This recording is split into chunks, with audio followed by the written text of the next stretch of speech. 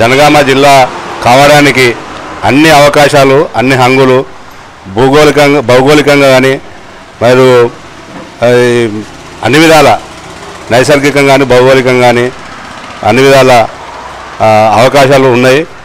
ఇక్కడ ప్రజలకు జనాభా ప్రతిపాదన కానీ ప్రజలకు ఏ ఇబ్బంది లేకుండా ఇప్పటికీ సబ్ డివిజన్ పోలీసు అధికార యంత్రాంగం డిఎస్పీ ఆఫీస్ కానీ ఆర్డీఓ ఆఫీస్ కానీ మున్సిపాలిటీగా ఏకైక మున్సిపాలిటీ వరంగల్ జిల్లాలో ప్రప్రథమంగా 1953 నుంచి మున్సిపాలిటీగా ఉన్నది. ఇది కాబట్టి ప్రజల ఆకాంక్ష ఎప్పటి నుంచో ఉన్నది. అందులో ముఖ్యమంత్రి గారు కూడా స్వయంగా ఎన్నికల ముందు ఇది 10 జిల్లాలతో కూడుకున్న తెలంగాణను 11వ జిల్లా ఫస్ట్ ప్రప్రథమంగా జనగామని జిల్లా చేస్తానని ఇక్కడ ప్రకటించారు. కాబట్టి ఇది ప్రజల ఆకాంక్ష.